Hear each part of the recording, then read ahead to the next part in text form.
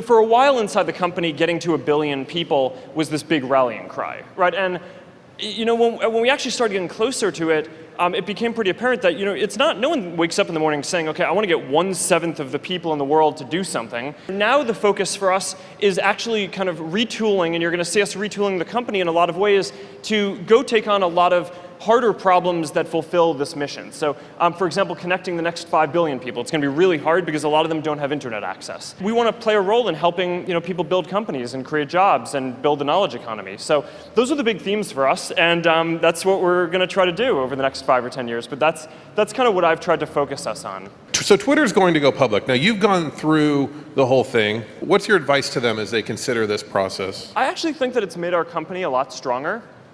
Because the process of leading up to going public, you have to know everything about your company and kind of inside out have everything instrumented. And I always thought we were a very data-driven company. But I mean, the work that Ebersman and crew did to get us ready to be public really took this to the next level. And we run our company a lot better now. I'm going to go with a personal question now, if you don't mind. I don't know how many people realize that you have, every year, I think you have a personal challenge where you challenge yourself to do something crazy, interesting, hard. Do you have one this year? And I don't know what it is if you do have one. This year my challenge is to meet a new person outside of Facebook every day. It's actually turned out to be really easy. But when I was planning this out, I kind of set up things to get more involved in the community. I started teaching a class at a local middle school. I got involved in different organizations to meet people who do different things. And it's been really interesting. The middle school class is what led to forward.us, is that right? Yeah. One day after class, I asked the students how they were thinking about going to college.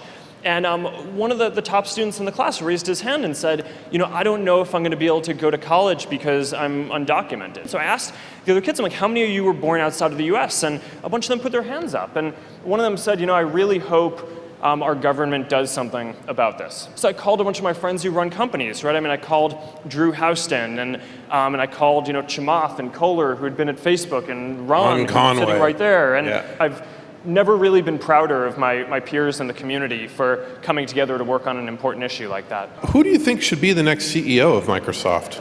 There are probably a lot of people who can run Microsoft and do a reasonable job. When I was growing up, Bill Gates was my hero. Oh, come on. Yes.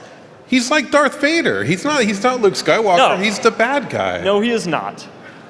Bill Gates ran one of the most mission-driven companies that I can think of. Would you consider Home so far a failure? Yeah, I'd say it's early in its development. It's a bit slower than I probably would have thought, but we're patient, and I still fully believe that this is going to be something that a lot of people want over time. There was somebody at TechCrunch referred to it as a shit show. So you're saying you disagree with that? We released the first version of Home as a separate app, and we kind of intentionally did that, just that people who wanted could go out of their way to the Play Store and go get it. But where this is going over time, once we get it to a point where we're really happy with the product, we'll just kind of prompt people in the Facebook app, turn this on, and you won't have to go download a separate app. What are you excited about product-wise that would surprise us? We haven't spent much time talking about the internet.org stuff, which I think is probably not surprising because it's announced. We live in a world where everyone around us has high-speed internet access.